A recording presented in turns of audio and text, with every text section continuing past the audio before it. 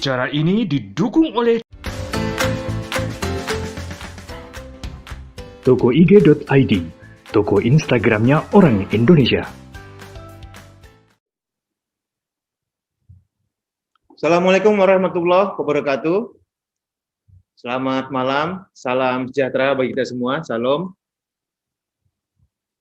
Ketemu lagi di acara KDS Iwan, Kajian Desa bareng Iwan, yang disiarkan secara langsung dari studio TV Desa yang berada di Komplek Kementerian Desa, Pembangunan Daerah Tertinggal dan Transmigrasi di Kalibata, Jakarta Selatan. Acara KDS Iwan ini merupakan talkshow untuk melakukan kajian-kajian terhadap perkembangan isu-isu desa terkini yang disiarkan secara langsung melalui saluran YouTube dari studio TV Desa. Dan minggu ini, Selasa ini kita cukup mendapat atensi yang cukup besar dari pemirsa, baik yang mengikuti melalui Zoom meeting maupun mengikuti lewat saluran YouTube TV Desa. Malam ini kita akan mendiskusikan tentang SDGs Desa. Apa itu? Sebelum lebih lanjut, kegiatan KDS Iwan adalah program kerjasama antara TV Desa dengan desapedia.id yang diselenggarakan setiap Selasa pukul 18.30 sampai pukul 20 WIB. Nah, Bapak Ibu sekalian, terima kasih sudah hadir di forum ini. Dan tadi saya sudah singgung sedikit soal tema kita yang cukup mendapat atensi dari kawan-kawan, rekan-rekan perangkat desa terutama. Karena memang berbeda dari tahun-tahun sebelumnya, di dalam Permendes PDTT nomor 13 tahun 2020 tentang prioritas penggunaan dana desa tahun 2021, itu akan difokuskan untuk melakukan pencapaian Sustainable Development Goals atau tujuan pembangunan berkelanjutan. Nah, pemerintah melalui Kemendes kemudian menginisiasi apa yang disebut SDGs Desa. Nanti ini akan dijelaskan oleh Pak Dirjen, Pak Taufik Majid, apa itu SDGs Desa. Waktu 2 minggu lalu desapedia.id pernah memberitakan bahwa dari 17 tujuan yang ada di dalam SDGs yang sudah diadopsi oleh pemerintah Indonesia, itu dalam konteks desa itu ada satu poin lagi, poin 18 soal keberagaman. Nah, malam ini ada 2 narasumber yang sudah hadir. Sambil menunggu Pak Dirjen, kabar terakhir Pak Dirjen masih ada, beliau ada di ruangan, di sebelah ruangan kami, masih rapat dengan Pak Menteri Desa. Tapi sudah ada Ibu Bernadia Chandra Dewi, beliau adalah rekan lama saya. Beliau adalah Direktur United Cities and Local Governance atau UCLG untuk wilayah Asia Pasifik, yang markas besarnya berada di Jakarta di Indonesia. Nah, UCLG adalah organisasi yang mewadahi pemerintahan daerah dan asosiasi pemerintahan daerah dari seluruh dunia. Beliau memimpin sebagai Sekretaris Jenderal untuk wilayah Asia Pasifik. Dan UCLG juga mempunyai program-program yang saat ini sudah sejak 2015 melakukan kegiatan dalam mendorong implementasi SDGs, termasuk apa yang disebut melokalkan SDGs. Nanti beliau akan lebih jelas memaparkan soal SDGs. Nah, di forum ini kami mengundang 4 asosiasi pemerintahan desa. Sudah ada dari DPP PAPDESI, kami sudah hadir, nanti mungkin bisa Ibu Wargiati atau yang mewakili. Kami juga mengundang Asosiasi Pemerintah Desa seluruh Indonesia, pimpinan Pak Buyung Suhardi yang akan diwakili oleh Ketua APDESI Provinsi Aceh, Pak Muksalmina. Kemudian ada juga Asosiasi Pemerintahan Desa seluruh Indonesia, APDESI pimpinan Pak Sindawa Tarang yang akan diwakilkan oleh Sekjennya, Mas Agung dari Jawa Tengah, dan juga sudah hadir di tengah-tengah kita melalui Zoom meeting Pak Widi Hartono, Ketua Dewan Pimpinan Nasional Persatuan Perangkat Desa Indonesia atau DPN PPDI. Nah, sambil menunggu Pak Dirjen yang sejatinya beliau di narasumber pertama, tapi karena beliau belum hadir, masih rapat dengan Pak Menteri Desa, kita akan mengawali forum ini dengan pemaparan presentasi dari Ibu Bernadia Chandradewi, Direktur UCLG Aspak, tentang SDGs. Beliau mungkin akan memaparkan secara mendasar apa itu SDGs, bagaimana implementasinya selama ini, bagaimana apa yang didorong oleh UCLG Aspak dalam 5 tahun terakhir ini, terutama melakukan mitra-mitra dengan pemerintahan daerah, dan bagaimana peluangnya implementasi SDGs itu dapat berjalan dengan baik di desa. Apalagi dalam yang tadi saya sampaikan di awal di Permendes nomor 13 itu tahun 2021 tentang prioritas penggunaan dana desa, itu memang ada 10 dari 17 itu ada 10 tujuan SDGs yang digunakan sebagai indikator keberhasilan, dan kemudian sudah dituangkan dalam Permendes nomor 13 tahun 2020 tentang prioritas penggunaan dana desa tahun 2021. Begitu, kita punya waktu sampai jam 8 malam untuk berdiskusi. Nanti Ibu Bernadia akan lebih awal presentasi, nanti akan diikuti oleh Pak Taufik Majid, Dirjen PPMD Kementerian Desa. Baru nanti akan saya berikan forum ini ke keempat penanggap dari Asosiasi Pemerintahan Desa.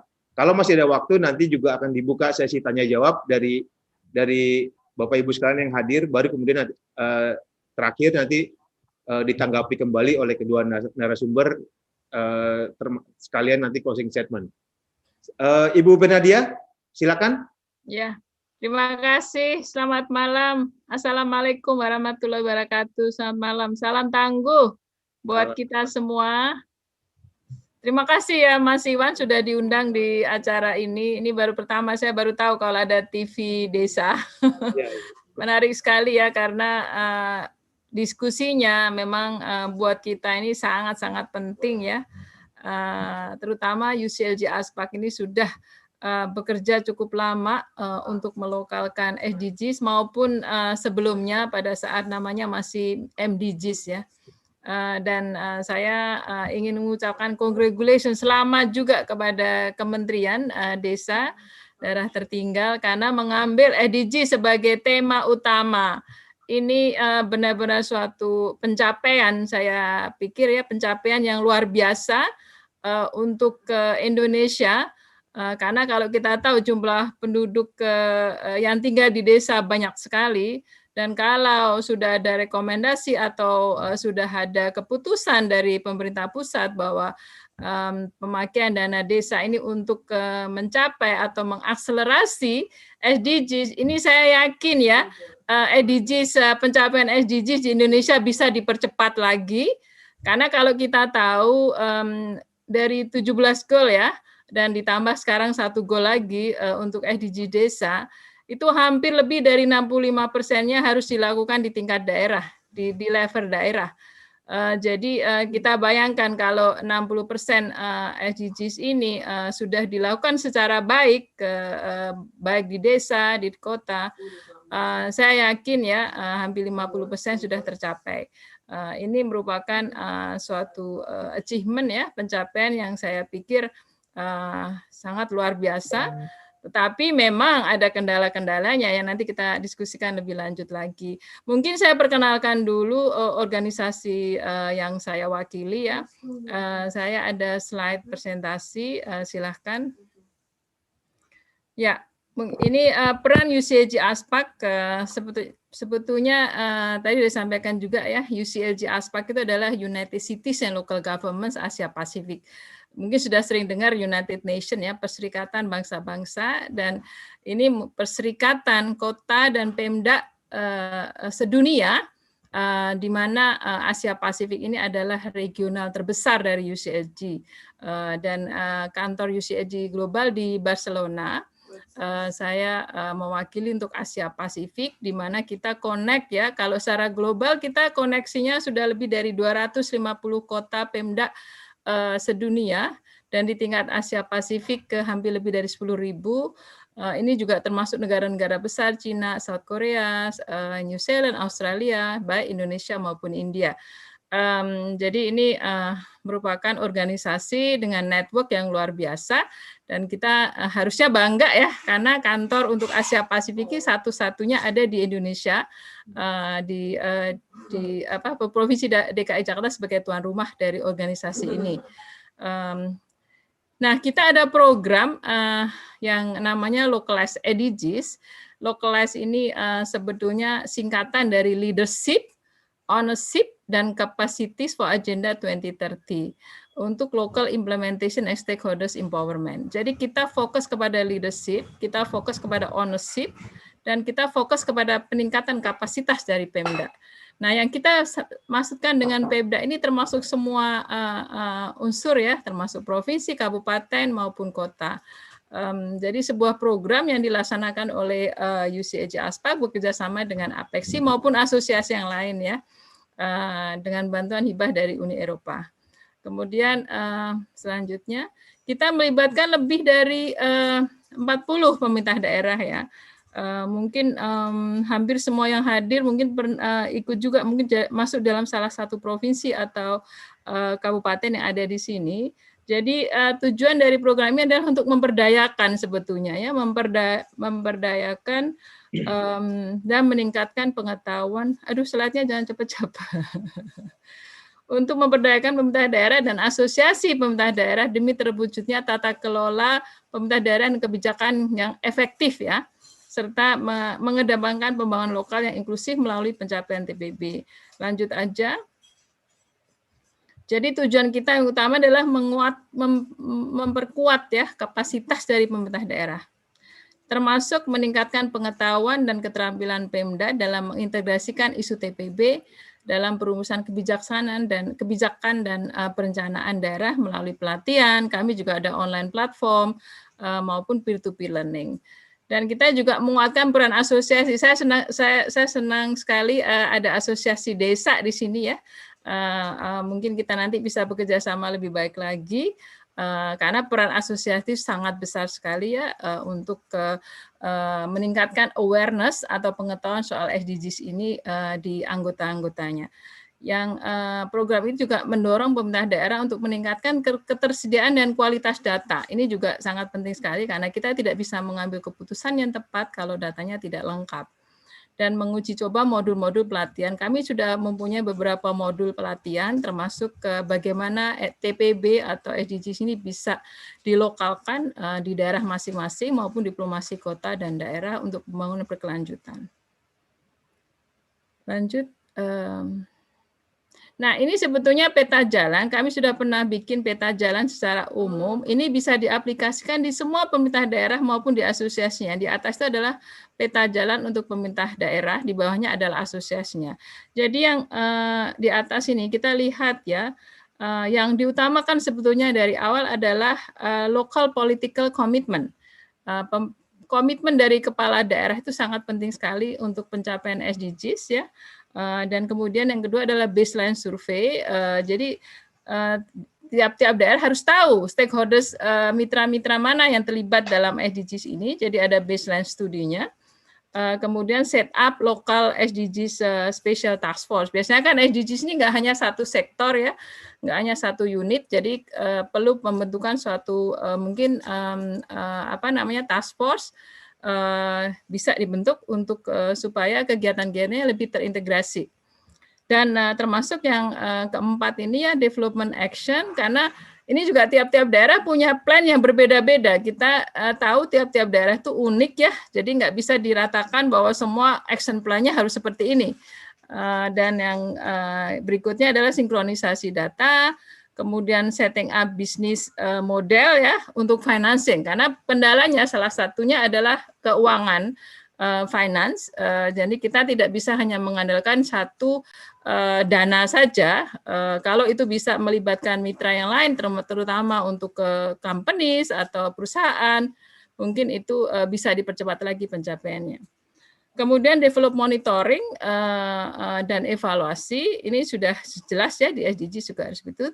Dan terakhir adalah best practices. Saya ingin ya nanti di Indonesia ini sudah ada SDGs, desa-desa SDGs yang nanti mungkin lewat network kami kita bisa perluas sehingga lebih terkenal lagi bahwa di Indonesia sudah ada SDGs village atau desa-desa SDGs sehingga jadi reference tingkat dunia. Itu harapan saya dan yakin banyak yang punya harapan seperti itu ya. Untuk di bawahnya adalah asosiasi pemerintah daerah. Mungkin saya nggak detail aja ya karena waktunya juga terbatas. Oke, next. Ini peran UCLG Aspak dalam pencapaian TPB tadi sudah dan selama COVID ini kita sudah hampir lebih dari 20 mengadakan webinar. Kita lihat COVID dan SDGs isunya termasuk untuk pengembangan ekonomi lokal maupun untuk peningkatan turisme karena ini yang sektor yang cukup parah ya dengan COVID ini. Jadi kita memperkuat juga sektor-sektor di mana dibutuhkan oleh pemerintah daerah, termasuk data, sinkronisasi data, ini berhubungan dengan pemberian misalnya bantuan sosial, bansos, atau yang lainnya. Dan kita juga sedang membuat buku saku mengenai COVID-19 ini, dan pesan yang ingin saya sampaikan bahwa ternyata di kondisi COVID-19 ini, baik respon maupun recovery sangat-sangat berhubungan dekat dengan pencapaian SDGs. Jadi itu yang kita gaungkan secara luas ya, bahwa ternyata apa yang kita lakukan baik merespon maupun merecover dari impact-nya dari SDGs ini, dari COVID ini berhubungan sangat erat dengan SDGs. Kami juga melakukan riset untuk merekomendasi kebijakan pelaksanaan TPB di daerah, juga penguatan kapasitas, meningkatkan pengetahuan pemerintah, dan peer learning. Kita saling belajar satu sama lain ya. Mungkin berikutnya. Ini SWOT analisis, mungkin saya nggak bisa secara detail ya. Sebenarnya dalam pemelaksanaan TPB di daerah kami sudah menganalisa kekuatannya seperti apa, kelemahannya maupun kesempatan, opportunities maupun threat. Kita lihat bahwa komitmen kepala daerah sangat tinggi ya dalam pelaksanaan SDGs ya TPB ini. Juga TPB menjadi prioritas daerah. Makanya saya senang waktu SDG desa digaungkan ya oleh Bapak Menteri. Dan program banyak sekali program kegiatan yang selaras dengan TPB. Tetapi kelemahannya masih banyak juga. Sumber daya manusia belum memahami ya mengenai TPB ini, kurang eksplorasi sumber dana dan keterbatasan dana, termasuk belum ada koordinasi, perbedaan persepsi maupun pelaksanaan secara business as usual. Tidak ada inovasi-inovasi yang dilakukan. Oportunitas semuanya sangat besar sekali ya. Kami punya pelatihan, juga dukungan dari provinsi dan pemerintah pusat sangat besar sekali. Kalau mau lihat naungan hukumnya sudah jelas ya. Tetapi juga ada threats ya, kendala, tingkat kesadaran masyarakat masih rendah, tingkat pemahaman legislatif masih rendah. Ini mungkin yang kita harus lihat sama-sama. Dan belum ada komitmen pimpinan, ini mungkin dilihat dari luarnya ya, tetapi sudah banyak sebetulnya pemimpin daerah yang berkomitmen tinggi. Ini pada saat Pilser ini kita juga sebagai, nanti kan kita punya kesempatan untuk memilih, kita mungkin harus memilih leaders yang punya komitmen tinggi ya untuk kesejahteraan masyarakat. Ini mungkin timing yang pas kita bicarakan mengenai SDGs TPB ini di masa Pilser ini. Silahkan lanjut. Nah ini saya pikir saya lewatin aja ya apa itu SDGs ya, karena sudah tahu ya tujuan pembangunan berkelanjutan. Kemudian punya prinsip universal, no one left behind, inklusif, integrasi, dan juga 17 tujuan dan 199 target ya. Dan saya juga baru tahu ini kalau ada SDG ke-18 dari desa ya. Ini saya pikir hal yang bagus karena kita melihat keunikan termasuk keberagaman di daerah, terutama di desa, sehingga menghasilkan SDGs 18. Silakan. Ini dasar hukum pelaksanaan, saya pikir tidak perlu ya, mungkin Pak Dirjen nanti yang mau menyampaikan. Jadi ada Peraturan Presiden nomor 59 tahun 2017 tentang pelaksanaan pencapaian TPB. Terus berikutnya, nah, melokalkan TPB SDGs ini menyangkut dua aspek sebetulnya ya. Pertama, bagaimana pemerintah daerah mendukung pencapaian TPB secara nasional dengan melaksanakan serangkaian program dan kegiatan di tingkat daerah bottom up ya. Ini tercermin dalam penyusunan laporan RAD TPB atau SDGs, dan bagaimana aspek yang kedua adalah bagaimana TPB menyediakan kerangka untuk kebijakan pembangunan daerah. Ini sebetulnya suatu proses ya yang menyelesaikan dan melaksanakan pengawasan TPB tingkat daerah. Silakan lanjut.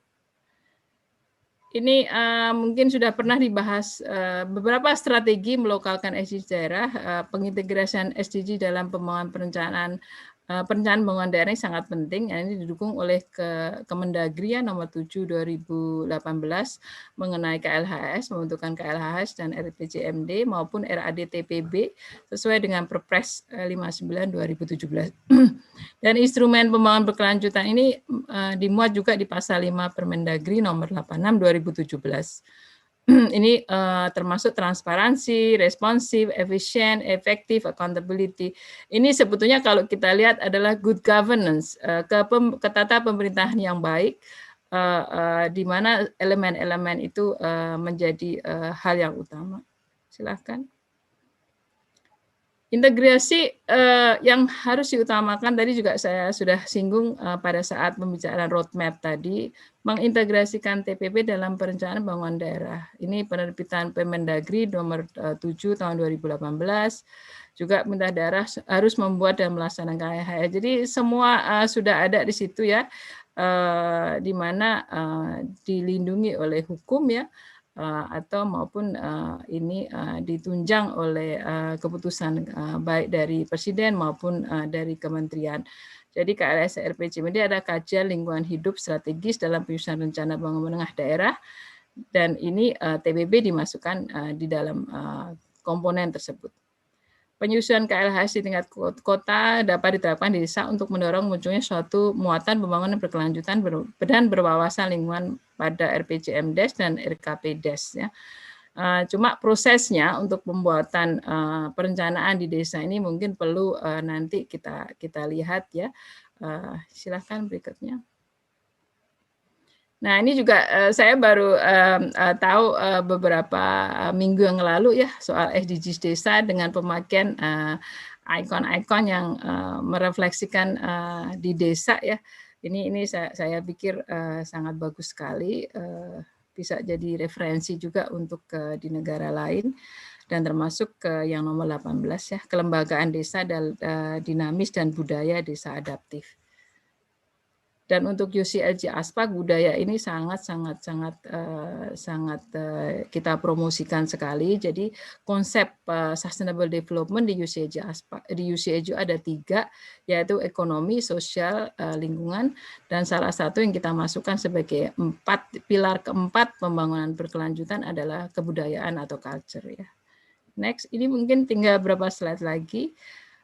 Penggunaan anggaran di desa, ini saya senang sekali ya, tadi Mas Iwan juga sudah sampaikan, karena dengan SDGs desa ini parameter atau indikatornya sudah jelas ya, apa yang mau dicapai sehingga dana desa ini bisa menuju kepada kesejahteraan masyarakat, karena selama ini mungkin ya banyak sekali dana desa yang dipakai untuk pembuatan jalan atau hal-hal yang konkret ya, tetapi hal fisik, tetapi dengan mendorong pelaksanaan pencapaian SDGs desa ini, saya pikir indikatornya bisa di-compare juga dengan yang lainnya, sehingga ini bisa jadi referensi yang lainnya ya, termasuk pemulihan ekonomi nasional sesuai dengan kewenangan desa, penyediaan listrik desa.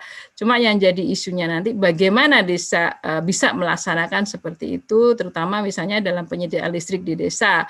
maupun dalam program membantu program prioritas nasional seperti misalnya dalam penguatan ketahanan pangan dan pencegahan stunting di desa. Ketahanan pangan misalnya bukan hanya SDG 2 yang kita lihat, tetapi juga ada SDG 12 karena ketahanan pangan bukan dilihat dari produktivitas aja, produktivitas atau diversifikasi dari pangan, tetapi juga dilihat dari konsumsinya karena Indonesia ini ya kita termasuk hampir lebih besar dari Amerika untuk food waste-nya misalnya ya. Jadi makanan yang terbuang di Indonesia itu lebih besar, ini dari data yang terakhir kita lihat, lebih besar dari negara Amerika. Ini jadi sangat perlu sekali ya pengetahuan mengenai penguatan ketahanan pangan maupun pembentukan desa yang inklusif dengan melibatkan mitra-mitra yang lainnya. Misalnya pengembangan desa wisata, kita juga sudah bantu melakukan matchmaking ya desa atau kota-kota atau pemerintah daerah mana yang mengutamakan menuju mempromosikan wisata di daerahnya, terutama dalam masa COVID ini. Ini sudah kita ada beberapa referensi dan kita juga sudah membantu beberapa kota ya. Dan adaptasi kebiasaan baru di desa. Silahkan mungkin ini yang terakhir ya. Nah, untuk mewujudkan lingkungan yang kondusif, saya pikir dari blessing dari pemerintah pusat ini sudah banyak ya. Dan tinggal kitanya, maksudnya bagaimana kita bisa mengambil kesempatan itu. Dan yang terpenting adalah komitmen yang kuat tercermin dari visi misi pemimpin eksekutif desa. Juga ada dukungan dari stakeholders desa terhadap pelaksanaan SDGs desa maupun awareness masyarakat, karena masyarakat itu biasa ya di kata-kata di UN banyak sekali jargon-jargon yang mungkin sulit dimengerti. Di beberapa tempat sudah ada lagu-lagu mengenai SDGs, jadi masyarakat tahu ya. Jadi ini harus sebenarnya lebih ke arah promosi atau komunikasi ya. Bagaimana jargon-jargon yang mungkin susah dimengerti itu bisa dimengerti lebih mudah lagi oleh masyarakat. Dan ini juga ada permen desanya maupun proses yang partisipatif dalam perencanaan pembangunan. Kemudian perencanaan pembangunan desa menggunakan indikator SDGs desa, dana desa digunakan sesuai dengan Permendes, monitoring evaluasi maupun strategi komunikasi yang efektif yang tadi sudah sampaikan. Terakhir mungkin ya, ini pemerintah desa dapat mengembangkan portal atau informasi berbasis web. Kita sudah ada web juga untuk pelaksanaan localization of SDGs di 40 kota dan pemerintah daerah itu. Nanti kita bisa share ya websitenya. Tapi akan bagus sekali kalau juga ada portal seperti ini untuk level desa ya, sehingga masyarakat bisa lebih terbuka dan informasi publik ini bisa lebih luas lagi dilaksanakan. Berikutnya, untuk mendorong melokal SDG desa yang efektif, mengintegrasikan indikator, kemudian melibatkan stakeholders desa, sinergitas antara pemangku kepentingan baik di pusat dan daerah maupun penggunaan dana desa sebagai media. Ini saya juga dengar ada dana kelurahan juga. Jadi kalau ada dana kelurahan dan dana desa mempunyai sinergis yang sama dengan action yang tertata ya atau sistematis dengan target yang jelas, saya pikir akan lebih efektif ya. Terus sinkronisasi antara RAN dan RAD. Berikutnya. Nah, rekomendasi ini slide mungkin yang terakhir ya saya. Rekomendasi memperkuat pelaksanaan SDG desa, porsi pemanfaatan dana desa untuk pengembangan kapasitas penguatan SDM baik perangkat desa maupun stakeholders desa dalam pelaksanaan pencapaian SDG desa diperbesar. Karena setiap kebijakan dari pemerintah itu perlu diimplementasikan sehingga perlu ada mungkin manual atau guideline atau training-training yang bisa diikuti oleh pemangku atau SDM-nya baik di desa Dan kalau program SDGs desa ini sukses, mungkin orang nanti yang pergi ke kota mungkin akan berkurang, jadi masalah di perkotaan mungkin bisa dikurangi. Jadi karena kalau semua desa sejahtera, tidak ada alasan untuk orang berbondong-bondong ke kota untuk kehidupan yang lebih baik ya. Pelaksanaan desa perlu memasukkan unsur pencegahan COVID sebagai unsur utama adaptasi kebiasaan baru, dengan didampingi program pemulihan ekonomi yang berbasis UMKM, pariwisata maupun ekonomi kreatif. Kami melalui website juga sudah membuat suatu diskusi daring ya, karena beberapa pemerintah daerah juga sudah memperkuat UMKM-nya dan berbasis online. Ini juga suatu pencapaian yang bagus di beberapa pemerintah daerah di Indonesia. Yang terakhir adalah membangun sinergi antara kementerian dan lembaga yang relevan, Kemendes, Kemendagri, dan Seknas SDGs, serta membangun sistem e-learning antar desa serta antar wilayah. Ya. Terus terakhir mungkin ini silahkan yang terakhir. Ini website kami, mohon diakses. Oh nggak ada websitenya, mungkin nanti kita masukkan di chat group. Terima kasih, begitu saja Mas Iwan. Silahkan kalau ada pertanyaan. Assalamualaikum warahmatullahi wabarakatuh. Waalaikumsalam warahmatullahi wabarakatuh. Terima kasih Ibu Bernadia Chandra Dewi, Sekretaris Jenderal UCLG ASPAK. ASPAK ini singkatan dari Asia Pasifik.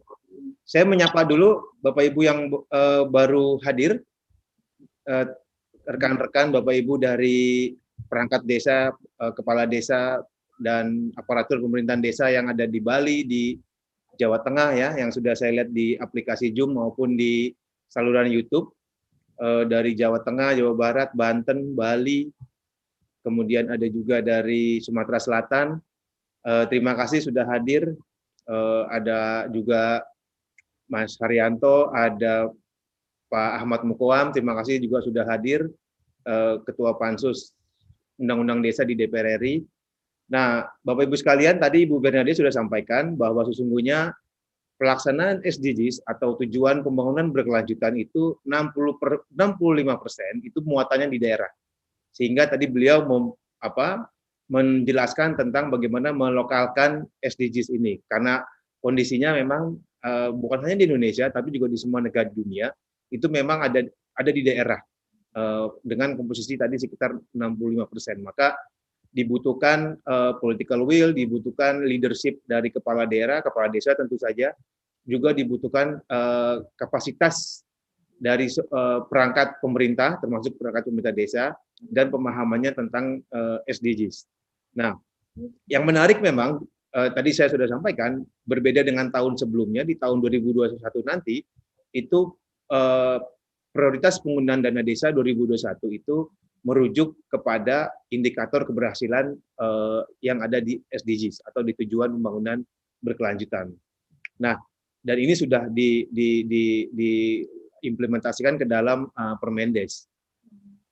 Desa sudah punya instrumen fiskal terutama, yaitu dana desa untuk mendorong pencapaian SDGs. Dengan tadi yang Bu Bernadia sampaikan, misalnya ada pelibatan stakeholder desa. Nah, kalau bicara pelibatan stakeholder desa, maka musyawarah desa atau musdes adalah menjadi forum tertinggi untuk merumuskan program-program yang nanti berkaitan, bersinggungan dengan SDGs ini. Nah, Bapak Ibu sekalian, Pak Dirjen masih belum bergabung. Nampaknya beliau masih dalam rapat di sebelah ruangan kami dengan Pak Menteri Desa. Kalau kami lihat dari daftar belum gabung, Pak Taufik Majid. Saya akan meminta tanggapan terlebih dahulu dari penanggap utama yang tadi sudah saya sampaikan dari DPP PAP Desi, Ibu Wargiati, atau ada yang mewakili dari DPP PAP Desi, silakan.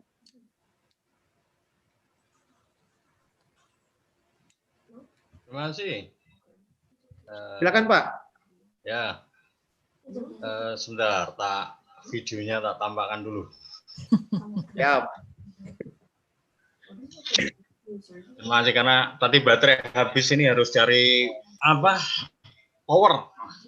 Terima kasih. Saya Sumaryadi. Saya mewakili Bu Wajah Wargiati selaku Ketua Umum DPP Provinsi. Menarik sekali tema ini tentang SDGs ini ya. Pada prinsipnya kita sepakat untuk SDGs ini kan tentunya akan menciptakan desa surga ya. Segala sesuatu fasilitas parameternya itu sudah jelas.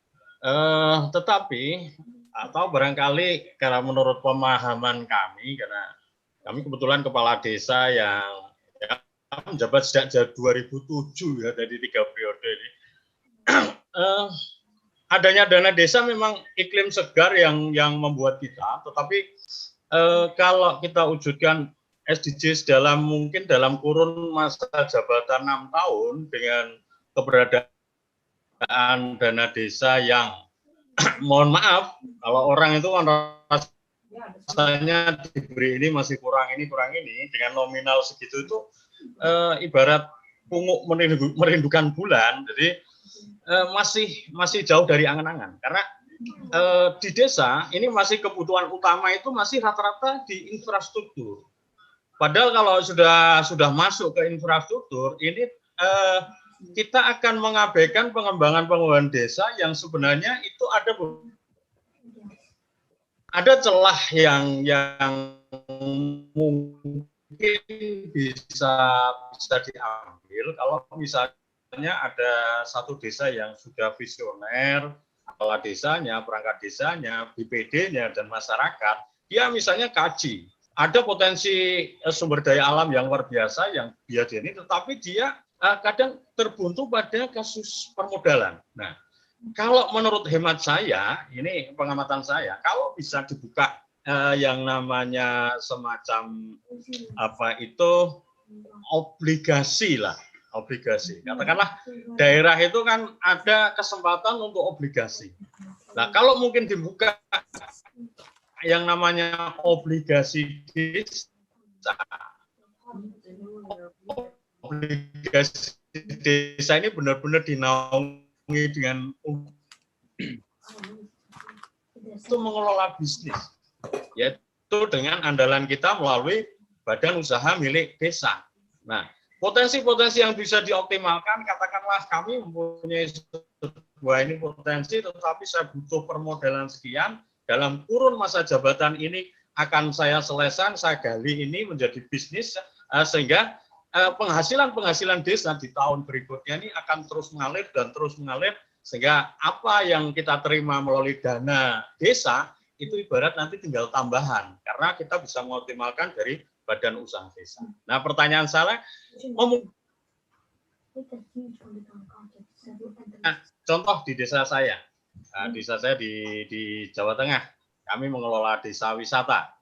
Desa wisata itu akan kami kembangkan ini bla bla bla bla. Kami sudah punya master plan, tapi begitu terbentur pada falsafah Jawa ini, jerbasuki mowo beo. Artinya apa? Kalau kita mau sukses itu tidak lepas dari nah, sementara ini kami mentok pada pembiayaan, pada angan-angan itu. Nah, kalau bisa, sekali lagi kami, apakah bisa mungkin untuk mewujudkan SDGs ini kan mungkin tipikalnya nanti beda-beda. Tetapi kalau ada ruang, kalau misalnya ada semacam obligasi desa, mungkin yaitu tadi kita kontrak karena bagaimana penyalur dana desa ini adalah bank pemerintah, rata-rata bank pemerintah lokal. Kalau kita dengan agunan RPJM akan Putus, Pak.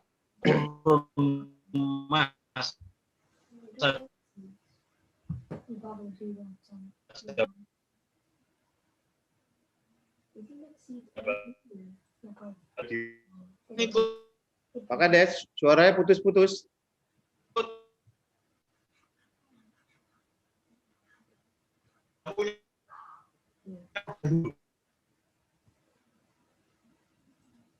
Pak Kades.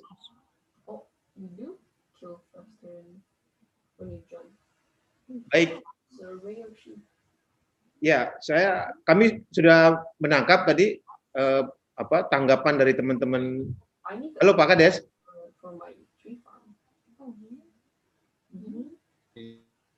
Sinyal putus.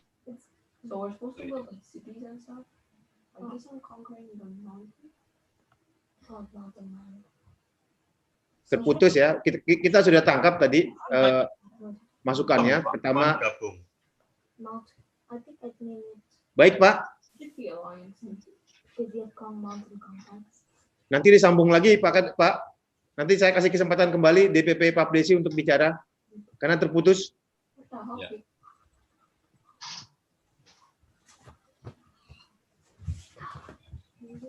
Baik, tadi DPP Papdesi sudah sampaikan dalam pengamatannya dana desa masih fokus digunakan untuk pembangunan infrastruktur.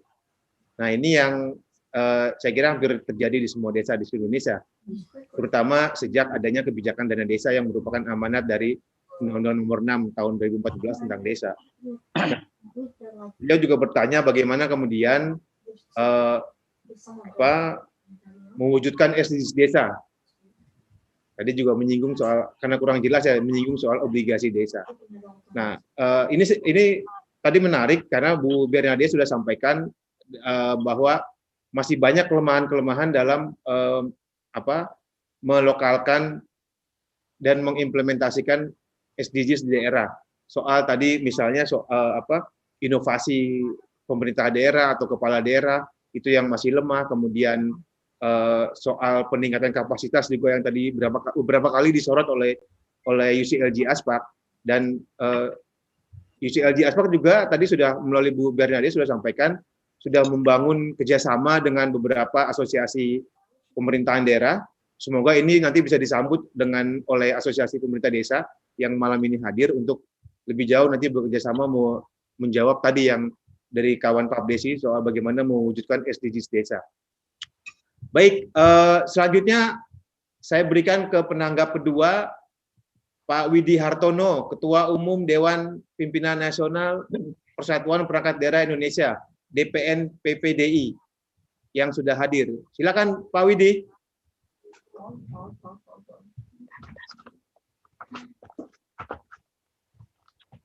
Pak Widi, selamat malam.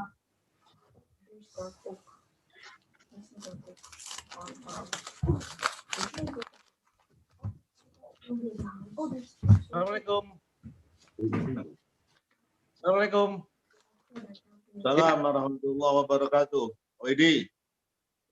Siap. Wah, siap Komandan. Mau dicet ini. Jadi pembicara dulu nih. Monggo, Mas. Malat ini. Saya mustami saja. Saya mustami. Saya mendengarkan aja. Oh, siap. Monggo. Saya ngerokok dulu. Oh, mantap. Wah. Iya. Kayak gini Mas Iwan. Wah, itu SDGs. Oh, keren. Jadi malu kita nih ada di hadapan ketua Pansus RUU Desa nih. Mainkan. Oke. Iya, jadi begini. Saya sangat merespon baik apa yang disampaikan oleh Bu siapa tadi? Bu Bernadette. Ya, sangat luar biasa itu konsepnya. Jadi begini, kita pasti selesai dulu bicara ini soal desa.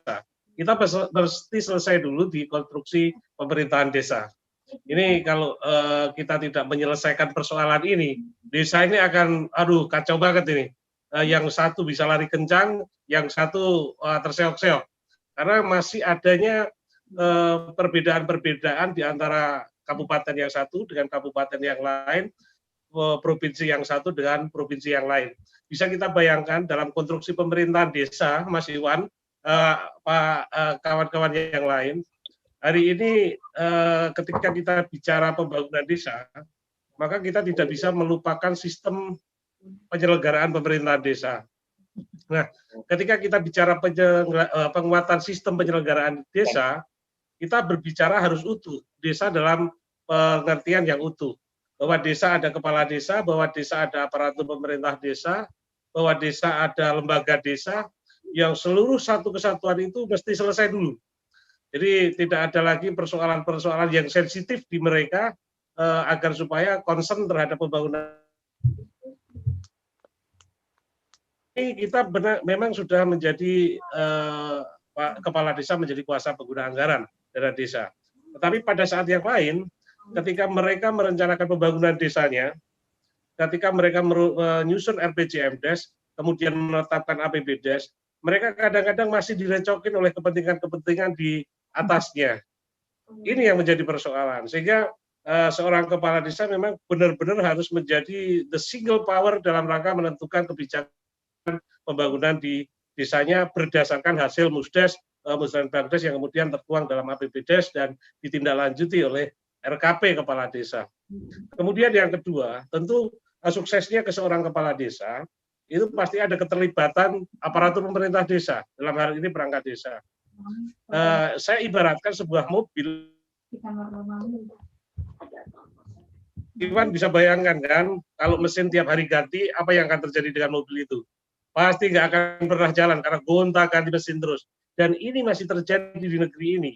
Aparatur pemerintah desa ketika undang-undang sudah mengamanatkan masa jabatan mereka itu 60 tahun, mereka belum seluruhnya merasakan itu. Sehingga sistem di desa, ibarat aparatur pemerintah desa itu mesinnya, itu rawan diganti Mas Iwan dan kawan-kawan semuanya. Jadi bagaimana mungkin mobil berjalan, mesin selalu diganti. Mesin terlalu ganti. Alhasil, kenapa di desa di Jawa ini sedikit lebih maju daripada desa-desa di luar Jawa? Karena di luar Jawa ini masih masif lagi pemberhentian perangkat desa yang tiba-tiba. Kalau di Jawa ini mayoritas sudah sedemikian baik masa kerja teman-teman, sehingga kemungkinan untuk membantu bapak-bapak dan ibu-ibu kepala desa membangun desanya makin baik. Nah, ini yang perlu kita pertegas lagi, bahwa konstruksi pemerintahan desa ini harus selesai dulu. Kepala desanya harus tegas, harus jelas sebagai kuasa pengguna anggaran, tidak boleh ada intervensi anggaran dari kepala desa ini. Ada titipan-titipan program. Ini kira-kira sedap. Beliau-beliau ini nggak berani ngomong, biar kami perangkat desa yang ngomong. Jadi beliau-beliau ini nggak berani, biar kami yang ngomong. Jadi kepala desa harus kuat, nggak boleh ada intervensi di situ. Mereka yang sangat tahu desanya seperti apa, mau seperti apa, yang skala prioritas utama itu seperti apa, mereka yang tahu. Jadi kalau tadi ada SDGs, ada rekomendasi tentang pemerintah desa, ini penting ini. Ini penting. Sehingga para kepala desa ini benar-benar tidak takut oleh siapapun dalam rangka membangun desanya sesuai skala prioritas yang diperlukan di desanya. Kemudian yang kedua, berikan kenyamanan aparatur pemerintah desa. Mereka ini aparatur. Kalau kita bicara tentang sistem ketatanegaraan, ada pemerintah pusat, ada pemerintah provinsi, ada pemerintah kabupaten, ada pemerintah desa. Pemerintah pusat aparaturnya jelas. Aparatur pemerintah provinsi jelas, aparatur pemerintah kabupaten jelas. Mereka sangat jelas statusnya, hak-haknya, dan lain sebagainya. Nah, ini harus kita perkuat sistem ini, sehingga aparatur pemerintah desa itu memang benar-benar mesin yang handal untuk para kepala desa. Karena jelas kepala desa adalah masa jabatan politis 6 tahun 3 periode. Jadi ini yang harus kita pahami. Dengarkan tokoh-tokoh yang bicara desa, tetapi tidak detail melihat desanya. Jadi tidak sangat detail bahwa desa itu semacam ini, semacam ini, semacam ini, bahwa desa itu ada kepala desa, ada aparatur pemerintah desanya, yang mereka bergerak siang, pagi, siang, sore, dan malam terus berpikir desanya untuk maju. Nah, makanya rekomendasi dari SDGs untuk desa tadi, wah, luar biasa itu, Bu. Saya sangat dukung itu, dan kita ingin bahwa penguatan sistem penyelenggaraan pemerintahan desa ini menjadi prioritas utama untuk menyelesaikan persoalan dasar dulu. Persoalan dasarnya di situ. Jadi biarkan kepala desa berinovasi, berkreasi bagaimana membangun desanya, jangan ada intervensi dari kekuatan yang lebih besar. Kemudian berikan kepastian kepada aparatur pemerintah desa tentang masa jabatan, hak-haknya. Syukur kalau beliau karena dia profesi, maka ada ketika selesai ada purna tugas. Dan jangan kemudian aparatur pemerintah desa, dalam hal ini perangkat desa, perlu saya sampaikan juga bahwa perangkat desa itu adalah kesekretariatan, sekretaris desa dibantu oleh para KAUR, kemudian ada kewilayahan yang sering juga disebut kepala dusun, itu yang teritorial kewilayahan, kemudian ada pelaksana teknis. Nah, ini mesin yang harus dijaga. Mesin ini tidak boleh diganti setiap saat. Kalau memang SDM-nya kurang, kan ada pelatihan, ada ini pendidikan dan lain sebagainya. Toh di atasnya ada juga aparatur pemerintah kabupaten disekolahkan, aparatur provinsi disekolahkan. Nggak ada salahnya aparatur pemerintah desa diberikan pendidikan agar kemudian bisa menjadi bagian penting dalam suksesi pembangunan desanya. Kemudian yang terakhir tentu semua pihak harus bersepakat dalam satu bahasa tentang desa ini, tidak boleh meninggalkan sejarah desa, kultur desa, asal usul desa. Jangan boleh kita dibawa ke modern, tetapi modernisasinya harus dikombin dengan keaslian kultural desa. Tidak boleh ditinggalkan begitu saja.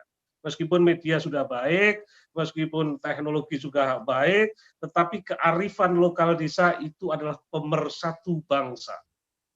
Pemersatu bangsa. Saya katakan demikian karena etika, estetika masih berjalan di situ. Semuanya yang ada, yang sering kali terjadi hal-hal buruk di pertanian tidak akan terjadi di desa. Satu persoalan yang harus kita pahami bersama. Saya kira itu Mas Iwan, nanti bisa kita tambahkan. Yang pasti utamanya adalah penguatan sistem penyelenggaraan pemerintahan desa. Garis bawah mohon izin pesan karena ini di media, berikan kenyamanan para kepala desa, pastikan hak-hak kepala desa dan perangkat desa, pastikan juga masa jabatan perangkat desa sesuai undang-undang. Jadi Pak Bupati tolong jangan kemudian main habisin aja menjelang pilkada. Mohon maaf ini sering terjadi hal-hal semacam itu. Jadi tolonglah undang-undang ini menjadi kewajiban kita bersama karena undang-undang itu bersifat mengikat, memaksa dan harus dilaksanakan. Semua pihak harus melaksanakan itu dan tidak boleh melawan itu. Saya kira begitu. Kalau persoalan desa yang sangat mendasar ini sudah tuntas, kemudian apa yang pasti maju dan negara akan hebat. Terima kasih. Baik, Pak Widi Hartono, Ketua Umum DPN Persatuan Perangkat Desa Indonesia. Menarik tadi respon Ibu Bernadia bahwa memang tadi Bu Bernadia sudah sampaikan soal leadership, soal kepemimpinan, yang kemudian itu digarisbawahi kembali oleh Pak Widi Hartono bahwa dibutuhkan leadership juga kepala desa karena dalam penilaian PPDI masih banyak kepala-kepala desa yang ketika dalam persoalan menyusun RPJMDes misalnya itu masih sangat dipengaruhi oleh atau meminjam istilah Pak Widi tadi direcoki oleh kepentingan politik di atasnya. Nah ini yang kemudian nanti akan mengganggu apa yang sesungguhnya sudah diprioritaskan dalam penggunaan dana desa yang itu bisa kemudian dilegitimasi melalui Musdes dan kemudian outputnya adalah RPJMDes. Nah kemudian ya tadi ada soal kultur desa itu sudah diakomodir di SDGs nomor 18. Kami sepakat tentu saja dengan tanggapan Pak Widi soal tidak boleh yang namanya kearifan lokal desa, kultur desa itu saya kira menjadi segala-galanya dan tidak boleh ditinggalkan kalau menurut Pak Widi. Baik, Bapak Ibu sekalian, kita break dulu sejenak. Saya akan kembali setelah yang berikut ini. Kamu tinggal di pulau terpencil, pegunungan pinggiran kota, atau daerah di Indonesia yang tidak terjangkau jaringan fiber, ADSL, dan juga 3G. Internetan dengan cepat pasti cuma akan menjadi mimpi. Mau pakai tol langit, pakai Desa Wifi, kunjungi www.desawifi.id.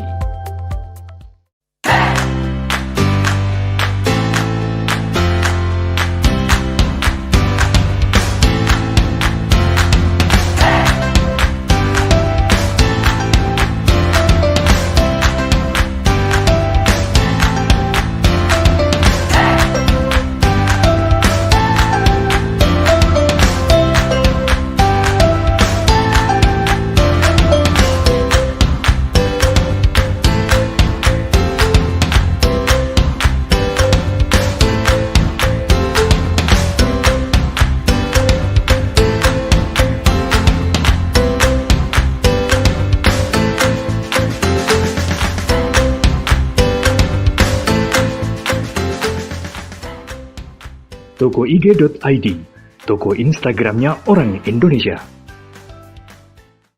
Ayo, kandidat kepala daerah, manfaatkan kesempatan ini. TV Desa mengundang Anda bicara desa. 5 menit bisa. Bicara Desa, sebuah program tayangan monolog, konsep membangun dari desa, dari kandidat untuk masyarakat.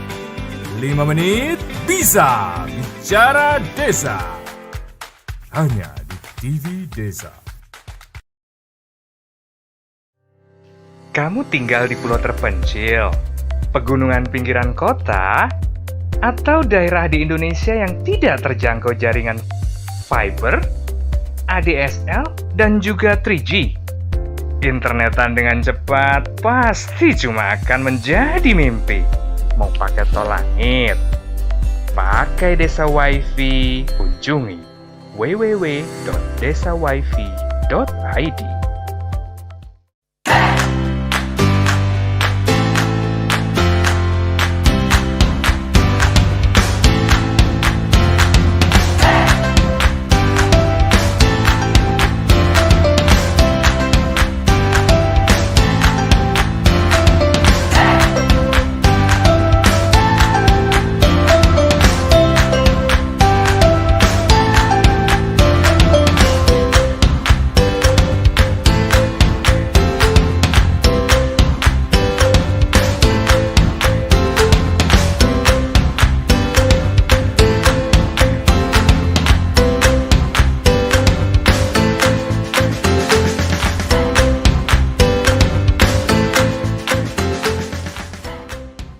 Toko IG.id, toko Instagramnya orang Indonesia. Ayo, kandidat kepala daerah, manfaatkan kesempatan ini. TV Desa mengundang Anda bicara desa. 5 menit bisa. Bicara Desa, sebuah program tayangan monolog, konsep membangun dari desa, dari kandidat untuk masyarakat. 5 menit bisa. Bicara Desa, hanya di TV Desa.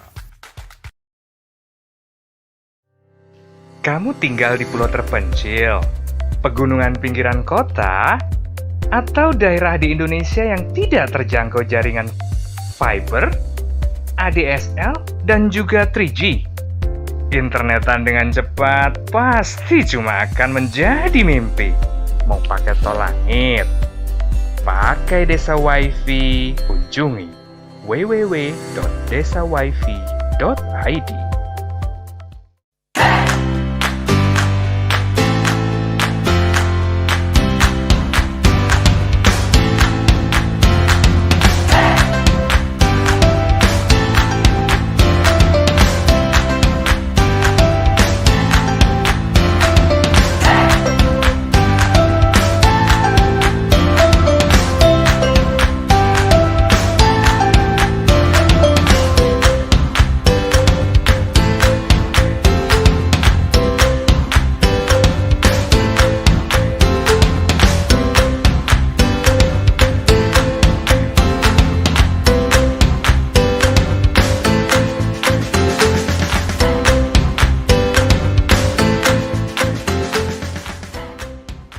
Toko IG.id, toko Instagramnya orang Indonesia.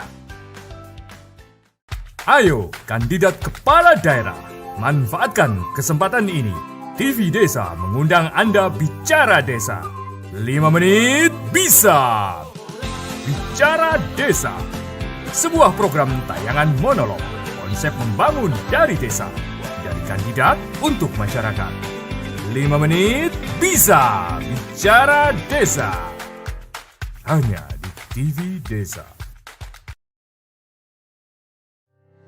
Kamu tinggal di pulau terpencil, pegunungan pinggiran kota, atau daerah di Indonesia yang tidak terjangkau jaringan fiber, ADSL, dan juga 3G.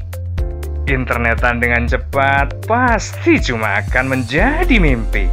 Mau pakai tol langit, pakai Desa Wifi, kunjungi www.desawifi.id. Ya, Baik, dari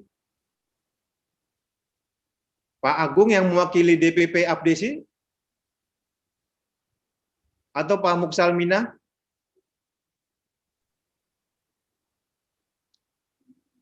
Kami lihat di Zoom meeting sudah hadir dari Abdesi. Silakan Pak.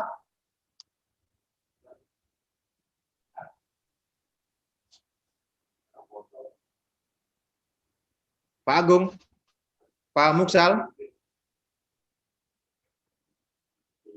Baik, Pak Agung.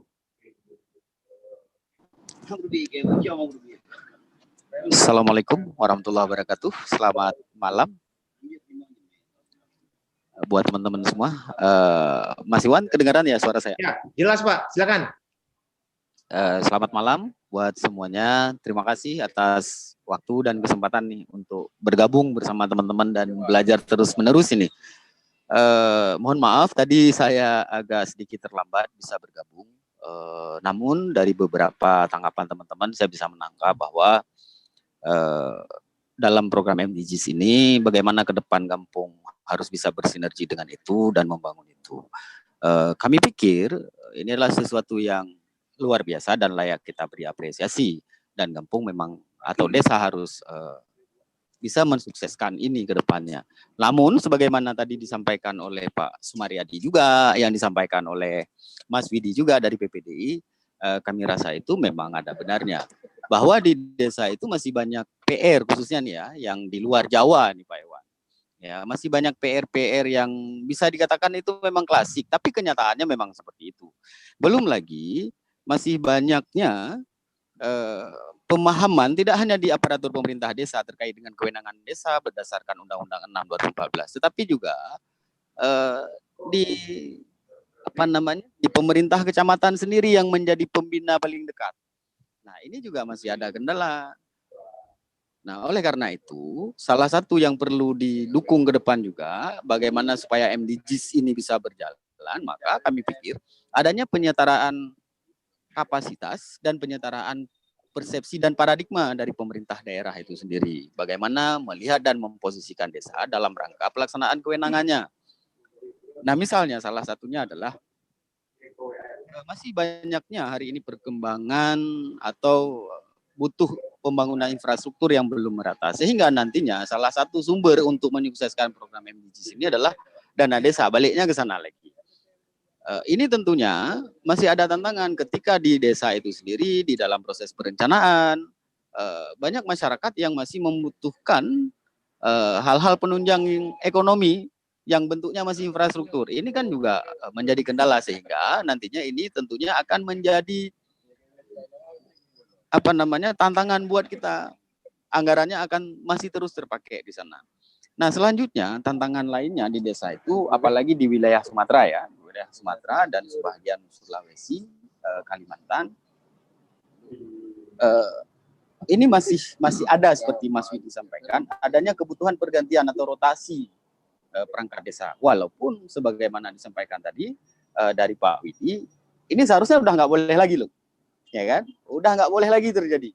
Kalau kita memang bersepakat bagaimana ke depannya supaya pemerintah desa ini ketika terjadi pergantian kepemimpinan, namun program sebelumnya ini terus bersinergi dan bersinambungan. Namun khusus untuk wilayah Sumatera dan sebagian Kalimantan dan Sulawesi ini, ada hal yang kadang-kadang dilakukan oleh teman-teman perangkat desa. Ya, misalnya terlibat sebagai tim sukses dari salah satu calon pemilihan kepala desa. Sebenarnya lebih ke sana. Nah, sehingga ketika dibandingkan dengan pemerintah daerah, aparatur pemerintah daerah, ini sedikit loh kalau di pemerintah daerah aparatnya itu yang terlibat sebagai tim sukses. Nah, ini juga harus kita clearkan bersama nih Mas Widi. Bagaimana ke depannya teman-teman di perangkat desa, ayo berdiri, kita stand up aja di posisi kita. Siapapun yang menjadi kepala desa ke depan, dia nggak akan merasa nggak nyaman loh secara hati. Dan Abdesi merekomendasikan itu juga, jangan lakukan pergantian itu. Nah, ya, jangan lagi langgar istilahnya, jangan lagi langgar. Walaupun ada alasan dari teman-teman kepala desa, perangkat desa kan juga udah ngelanggar ini. Dia kan nggak boleh jadi terlibat secara langsung dalam politik seperti itu. Nah, kadang-kadang ini persoalan ini perlu juga kita luruskan. Kan sayang juga nih Pak Kadesnya.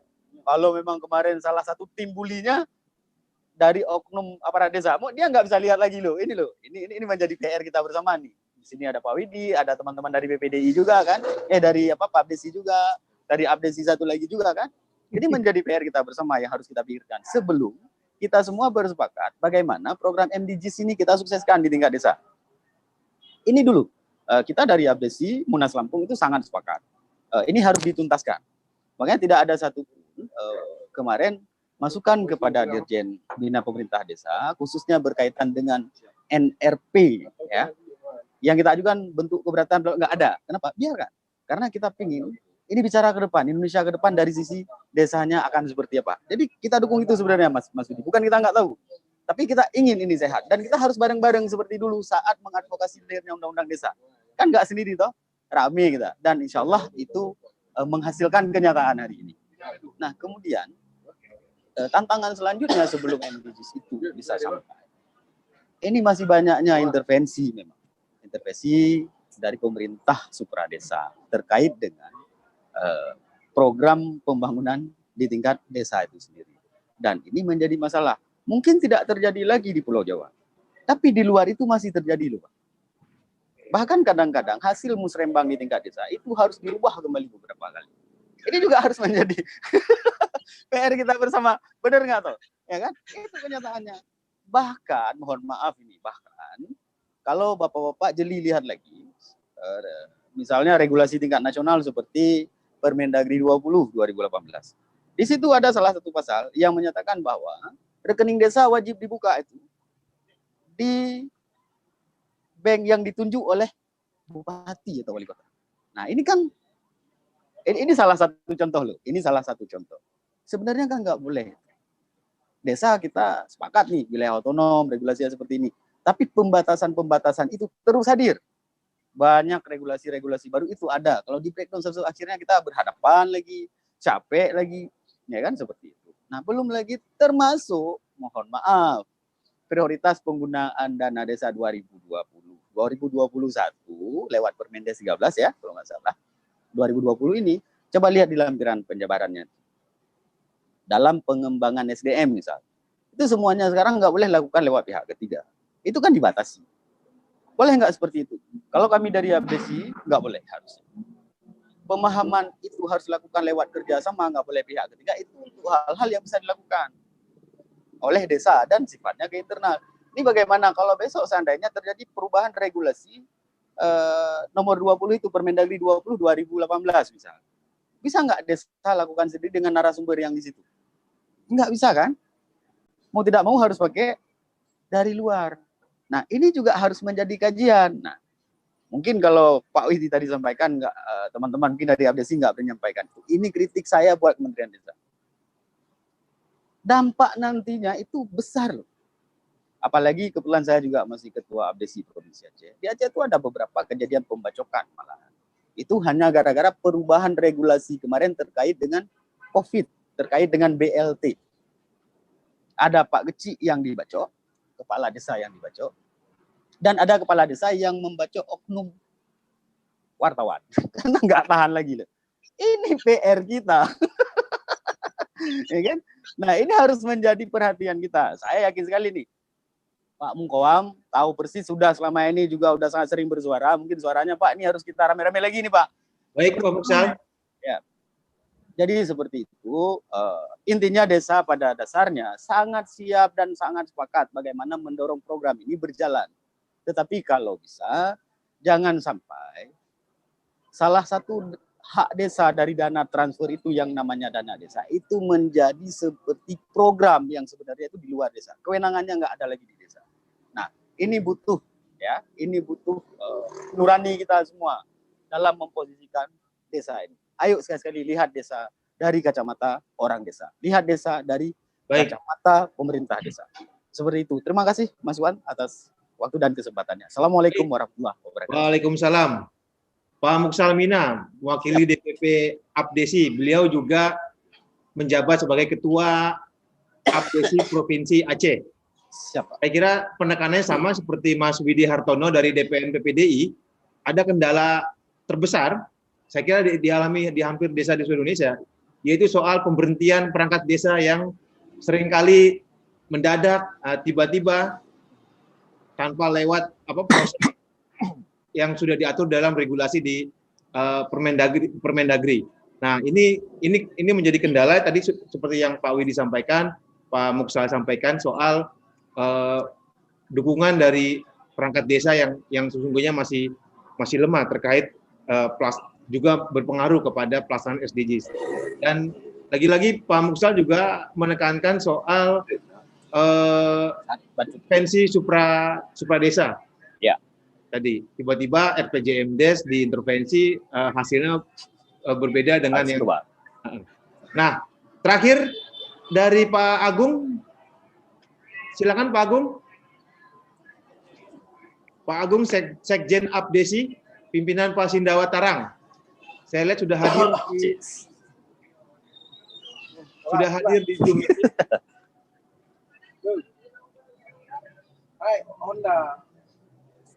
Saya juga ingin menyapa, selamat datang Pak Amang Safrudin, anggota DPD RI dari Komite 1. Saya kira tidak ada dari Abdesi ya, itu lagi ya. Saya kira. Selamat malam Pak. Oh ya, silakan. Pak. Silakan Pak Agung. Ji. Monggo, Pak. Terima kasih. Assalamualaikum warahmatullahi wabarakatuh. Waalaikumsalam. Mas Iwan, Mbah Yai Mukoam, salam hormat. Kalau masih menyimak, izin mewakili Ketum, saat ini ada halangan nggak bisa mengikuti Zoom meeting. Kami mewakili teman-teman dari DPP Abdesi. Saya kebetulan di Sekjen DPP Kepala Desa di Jawa Tengah, di Blora. Terkait dengan topik malam hari ini, bicara SDGs, bagaimana kalau kita tarik dulu untuk sustainable desa, mestinya kembali kepada rohnya yang telah dirancang demikian apik oleh Pak Mukoam bersama pejuang-pejuang desa saat itu yang terangkum dalam Undang-Undang 6. Bahwa roh dari Undang-Undang 6 mengakui adanya desa untuk ikut berpartisipasi sesuai dengan tradisi dan kearifan lokal yang masih berjalan untuk ikut serta di dalam membangun dan mewujudkan cita-cita kemerdekaan Republik Indonesia. Jadi desa sekali lagi adalah sebuah entitas yang sudah diakui untuk mengatur pemerintahan dengan mengacu kepada local wisdom. Di sini ada sebelum Indonesia merdeka. Nah, dari sini kalau kita tarik di awal, maka sedikit banyak benang merah yang selama ini apa yang menjadi kendala, baik dari tingkat pusat sampai ke tingkat implementasi di desa, ini akan lebih mudah. SDGs memang ini semangat daripada sebuah sistem untuk melakukan satu pembangunan yang bisa sustainable, yang bisa berlanjut, dan siapapun pemimpinnya, siapapun yang menjabat pasti mengacu pada sistem yang telah terbangun itu. Kami berharap dari DPP Abdesi untuk meletakkan fondasi ini kembali lagi, menyusun sebuah sistem dengan SDGs ini, maka kembali mari kita cermat semuanya, baik dari desa maupun supradesa, kembali roh inilah yang kita pertajam, sehingga nanti tidak terjadi pelencengan dari sebuah tujuan pengakuan desa oleh negara ini. Saya minjam istilahnya Pak Mukoam, bahwa banyak Undang-Undang 6 ini yang turunannya itu dimutilasi di dalam pelaksanaan, sehingga kewenangan desa yang diatur dan diakui di dalam undang-undang itu kadang tercabut, sehingga pelaksana di tingkat bawah, kami dan teman-teman kepala desa menjabat seperti ini kadang juga tidak bisa menerjemahkan dan mengimplementasikan dari apa yang sudah kita cita-citakan di saat mencalonkan diri, yang dituangkan dalam visi misi dijabarkan di dalam RPJMDes, RKPDes, dan pelaksanaan di kegiatan-kegiatan rutin. Ini yang pertama. Kemudian yang kedua adalah tidak kalah penting, memang peningkatan kapasitas aparatur. Tadi sudah banyak disampaikan teman-teman bahwa peningkatan kapasitas aparatur tingkat desa ini juga mutlak diperlukan karena apa? Bicara untuk kembali lagi keberlanjutan, ini tidak bicara parsial, artinya egosentris atau ego personal dari sebuah pemimpin yang ada di desa, ini tidak begitu ditonjolkan yang mungkin selama ini menjadi satu hal-hal yang ada di tingkat desa. Akan tetapi ini juga ibarat satir tipis perbedaannya dengan local wisdom tadi. Jadi beda bagaimana ini adalah konten sebuah local wisdom masyarakat dengan personal yang mungkin ditonjolkan, sehingga kualitas kemampuan dari sumber daya manusia baik kepala desa maupun perangkat desa untuk lebih ditingkatkan. Kemudian yang ketiga terkait dari SDGs yang mungkin diimplementasikan pada tahun 2021 dengan Permendes 13, ini satu lompatan yang luar biasa yang sebelumnya belum muncul sistem ini. Barangkali ini juga membreakdown, karena ini sistem, sehingga untuk membreakdown sebuah kegiatan, ini juga diperlukan satu tadi, pengakuan kearifan lokal, bagaimana mengakomodir pelaksanaan di tingkat desa, sehingga para kepala desa, perangkat desa, dan masyarakat desa ini bisa betul-betul berekspresi untuk membangun desanya sesuai dengan kondisi lokal yang ada, sehingga apa yang dicita-citakan untuk keberlanjutan ini sangat bisa tercapai dengan baik, mudah, dan tidak ada kendala. Karena desa nggak bisa digeneralisasi. Artinya memang sudah diakui dalam undang-undang, desa adalah punya kearifan lokal yang bisa didorong untuk ikut serta membangun cita-cita kemerdekaan Republik Indonesia. Terus yang selanjutnya adalah bahwa kami berharap semua elemen dengan adanya TV Desa ini, kami juga sangat terima kasih dan mensupport, mengapresiasi, artinya menambah satu publikasi bahwa bicara desa bukan hanya dana desa, tapi bicara desa adalah bagaimana bicara untuk membangun negara yang melalui satu kanal-kanal di tingkat desa yang saat ini tersumbat, sehingga masyarakat bisa berperan aktif. Mungkin itu, Mas Iwan, bisa disambung kembali. Sekali lagi terima kasih, kami tadi agak terlambat karena ada kegiatan rapat juga sampai sore di Pemkab. Matur nuwun. Assalamualaikum warahmatullahi wabarakatuh. Waalaikumsalam warahmatullahi wabarakatuh. Pak Agung Heri Susanto, Sekjen DPP Abdesi. Beliau ini juga kepala desa di Desa Sidorejo ya Pak, di Kabupaten Blora. Ya. Kepala desa aktif. Nah, baik Bapak Ibu sekalian, saya kira lengkap sudah 4 penanggap utama dari Asosiasi Pemerintahan Desa di tingkat nasional. Segar rasanya bisa berkumpul dengan keempat asosiasi ini. Jarang sekali memang ada forum yang bisa mengumpulkan keempat-empatnya. Insya Allah forum ini akan berlanjut, terutama kita sudah punya isu bersama, sudah punya rencana kerja bersama, yaitu soal bagaimana mendorong implementasi SDGs desa di masing-masing desa yang bisa digerakkan oleh keempat asosiasi yang saat ini hadir. Baik, Bapak Ibu sekalian, masih belum hadir juga sampai malam ini Pak Taufik Majid, Pak Dirjen. Sayang sekali, tim kami sudah coba menghubungi.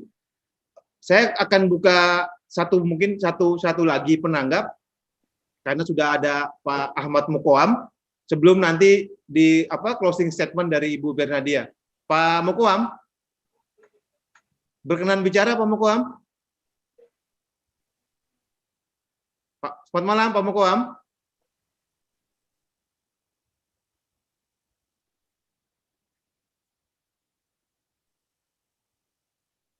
Pak Mukoam.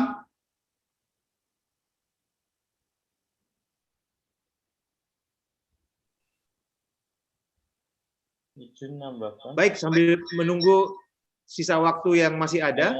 Kalau izin menambahkan dari Pak Desa. Halo? Baik, Pak Sumaryadi, singkat Pak. Ya. Begini, kalau saya lebih konsen ke tema hari ini yaitu untuk maaf Pak, untuk yang SDGs ini. Apa itu kadang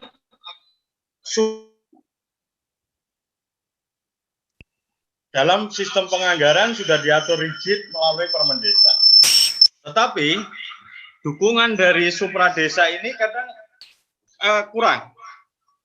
Artinya apa? Mereka kadang melupakan perintah undang-undang.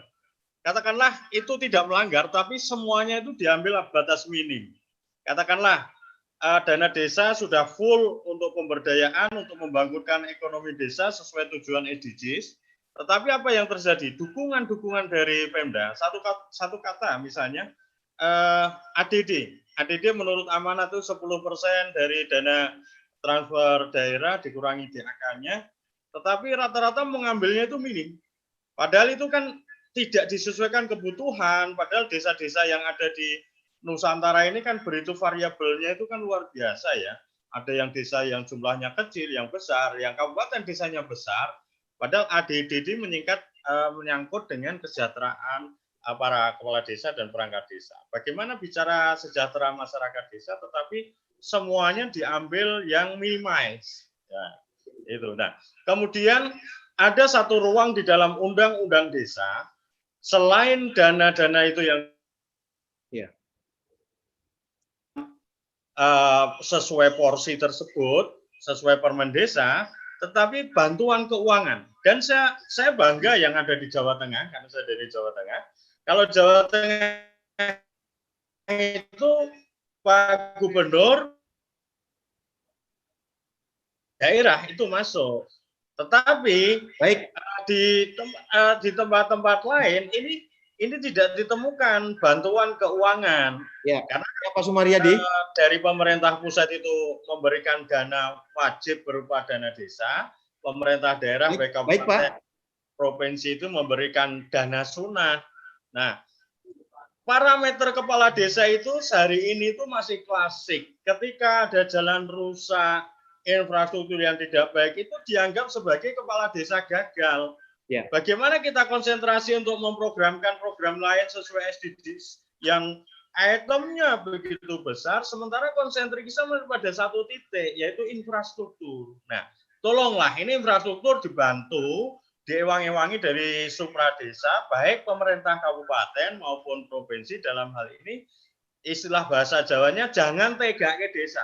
Desa mau komitmen untuk menuju SDGs, tetapi pemerintah kabupaten dan provinsi jangan tinggal diam. Infrastrukturnya dikeroyok supaya kita itu benar-benar konsentrasi pada program SDGs tersebut untuk kesejahteraan masyarakat. Tentunya baik, itu tadi. Baik, Pak Sumaryadi.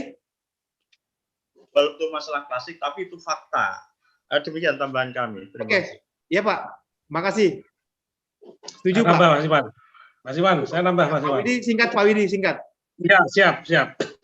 Terima kasih. Pembicaraan yang luar biasa di antara para kepala desa. Kebetulan saya aparatur perangkat desanya sendiri. Saya sudah menangkap. Salam hormat untuk Jambi, salam hormat untuk Pak Sekjen keduanya. Saya hanya ingin berpesan kepada kawan-kawan perangkat desa. Kita mari sama-sama mendukung apa yang menjadi program kepala desa. Dan poin pentingnya adalah ketika terjadi pilkades, mohonlah kita untuk berdiri tegak di tengah, tidak berpihak ke siapa saja. Kalau kemudian itu terjadi, tentu konsekuensinya kawan-kawan tahu sendiri, meskipun itu kalau sampai pemberhentian memang tidak dibenarkan. Saya bersepakat dengan Pak Ketua Lampung, Jambi, dan Sekjen DPP Abdesi, semangat desa harus tetap kita perjuangkan bersama untuk mencapai desa yang lebih baik. Terima kasih. Baik, Pak Assalamualaikum. Widi. Saya kira tadi menarik Pak Desi menambahkan yang tadi di awal sudah disampaikan Ibu Bernadia, dibutuhkan sinergitas antara Pemdes, pemerintah kabupaten, dan pemerintah provinsi. Ini juga saya kira sudah ada di Undang-Undang Desa bagaimana pembinaan itu dilakukan secara berjenjang. Maaf. Satu lagi, Mas Iwan, satu lagi aja, semenit. Bentuk sinergisitas bukan dalam arti intervensi loh, ya. Ini biar Bapak-bapak kepala desa paham. Sinergisitas bukan intervensi. Terima kasih. Terima kasih Pak Widi.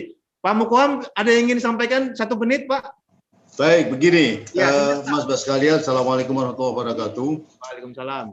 Tolong pahami dulu ya, Bu Bernadia dan teman-teman semua, bahwa SDGs ini adalah kelanjutan dari MDGs. Ya, ini harus paham dulu kita semua. Jadi MDGs ini adalah Millennium Development Goal, yang dimana ini dihasilkan sebuah organisasi internasional yang memaksakan mengintroduce beberapa sarana prasarana harus dipenuhi sebuah negara. Nah, kemudian MDGs ini gagal tahun 2015 saya kira. Kemudian dilanjut dengan sustainability.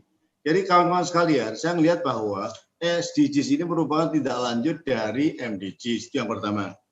Mas Iwan jangan kemudian memaksakan kepala desa untuk kemudian mengambil ini sebagai bagian yang harus dilakukan. Nah, lalu yang kedua, bahwa MDGs yang kemudian ditindaklanjuti dengan SDGs ini adalah tugas negara, ya, bukan tugas desa atau tugas pemerintah daerah kabupaten.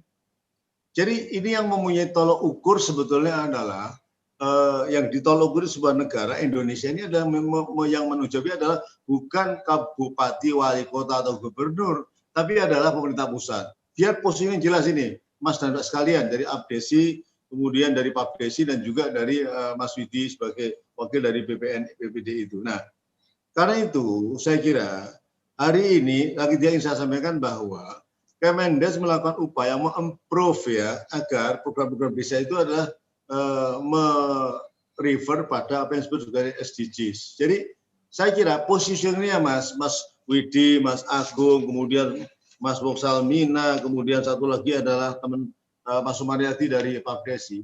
Posisi daripada SDGs ini adalah bahasa saya ini adalah referensi, bukan tugas dari desa. Ya Pak. Jadi karena itu, Mas Iwan, jangan kemudian dipaksa bahwa dihadapkan desa dengan SDGs. Ini kalau Pak Taufik datang, ini yang mesti mempertanggungjawabkan ini Pak Taufik. Ya. Jadi jangan dipaksa teman-teman saya kepala desa yang ada di Indonesia ini kemudian harus memakan sesuatu yang dia tidak perlu makan. Terima kasih. Baik, terima kasih Pak Ahmad Mukoam, Ketua Pansus Undang-Undang Desa di DPR RI. Closing statement Ibu Bernadia, silakan Bu. Terima kasih, ini menarik sekali diskusinya. Mungkin sampai nanti malam juga saya akan terus ikut ini ya, karena saya banyak belajar ini dari kepala desa maupun pengurus Abdesi atas permasalahan-permasalahannya. Mungkin ada beberapa yang ingin saya sampaikan. Pertama adalah kearifan lokal itu penting sekali. Dan di UCAG sendiri untuk pembangunan berkelanjutan atau tujuan pembangunan berkelanjutan atau pembangunan berkelanjutan itu sendiri, kita tidak hanya pakai 3 pilar, yaitu pilar ekonomi, sosial, kemudian pilar lingkungan atau environment. Tetapi kita masukkan pilar keempat, yaitu kearifan lokal, budaya setempat. Kemudian karena ini berhubungan sekali dengan cara hidup manusia dan cara juga bagaimana desa itu secara historik ya, dan itu kita tidak bisa tinggalkan karena manusia punya cara berpikir yang berbeda, masyarakat dengan sistem gotong royongnya, toleransi yang tinggi sekali, itu adalah kultur dari desa yang sebetulnya saya inginkan adalah kultur tersebut bisa dimasukkan juga di tingkat perkotaan. Karena kalau kita banyak sekali kita ya asalnya dari desa, saya juga besar di desa, kita pindah berbondong-bondong ke kota. Individualistiknya sudah sangat tinggi. Kadang-kadang kita nggak tahu tetangga. Itulah saya inginkan di desa itu hidup masih harmonis, kemudian antar sesama tetangga, rukun selalu, gotong royong, toleransi yang tinggi. Itu prinsip-prinsip yang tidak bisa kita tinggalkan sehingga di SDGs, terutama di UCAG kita pakai 4 pilar tersebut. Itulah kearifan lokal. Kita nggak ingin semua desa itu sama bentuknya, sama budayanya, karena budaya itu sudah berabad-abad ya terjadi di situ. Itulah yang kita harus tetap pertahankan. Dan yang kedua, SDGs itu setiap desa mempunyai prioritas sendiri-sendiri. Tidak bisa semua desa punya prioritas yang sama sehingga harus menerapkan semua 18 goal dari SDGs tersebut. Jadi ini adalah memang perlu urun rembuk ya dari semua perangkat desa, dari masyarakat, dan saya setuju sekali apa yang tadi disampaikan Pak Widi tadi ya, bahwa sinergis itu bukan intervensi. Itu sangat jelas sekali, dan urun rembuk kalau masyarakatnya banyak terlibat, mungkin misalnya ada yang mau berintervensi, masyarakatnya mungkin akan lebih support ya program-program yang sudah ada, siapapun nanti yang mengintervensikan. Jadi keterlibatan masyarakat akan luas sekali. Dan yang terakhir adalah mengenai inovasi, karena memang di SDGs ini keuangan pembiayaan itu sangat terbatas ya. Kami juga tahu di SDGs di desa besarnya mungkin sekitar 1M, dana kelurahan sekitar 300 juta, dan memang kita harus berinovasi. Jadi kita tidak bisa mengandalkan hanya dari satu sumber saja.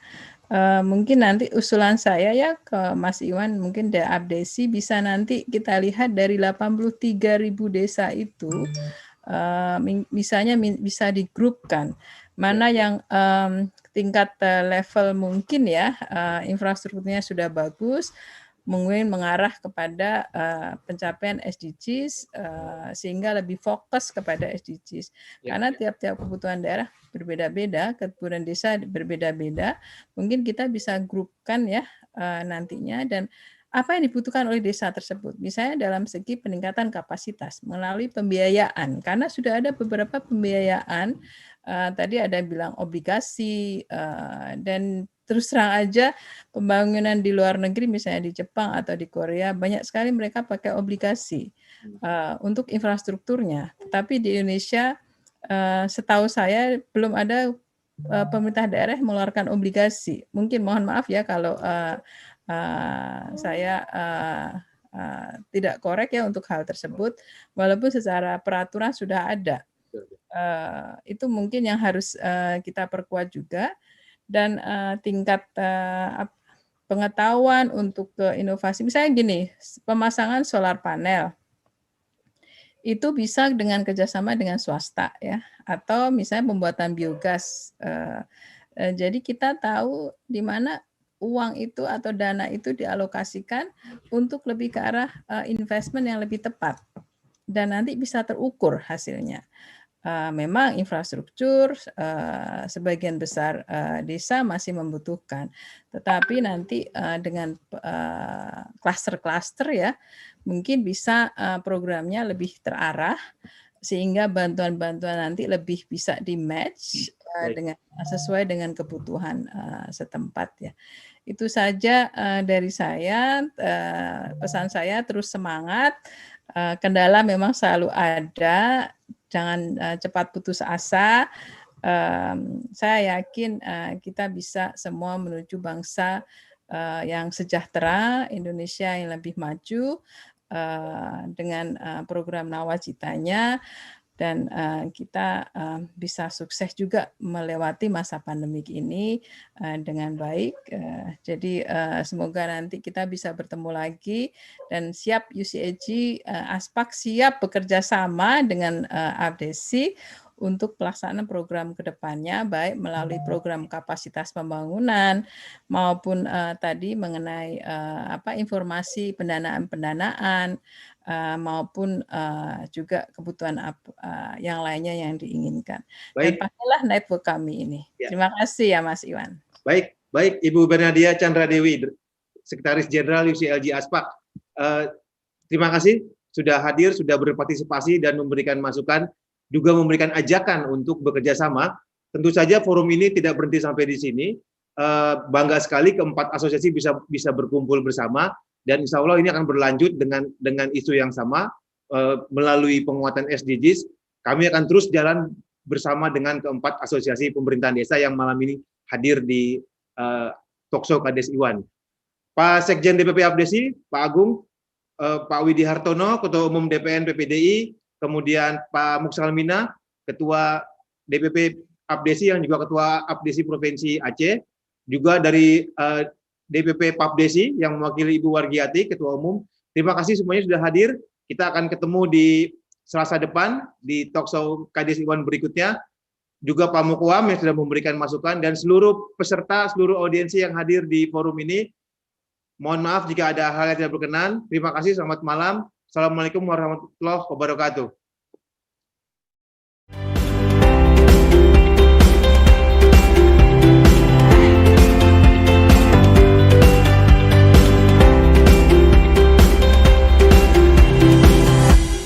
Acara ini didukung oleh